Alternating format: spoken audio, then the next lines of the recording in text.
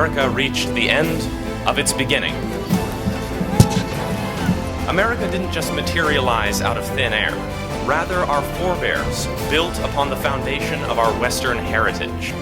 Which Renaissance artist painted the School of Athens? Raphael. Correct. 10 points for Harvard.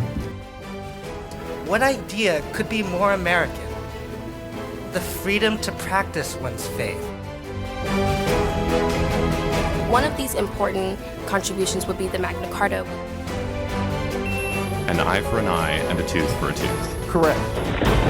Military history, political history, history of ideas, history of technology. These things are disappearing. Here, we gather an understanding of the First Amendment, that Congress shall never prohibit our right to worship as we will and to speak freely.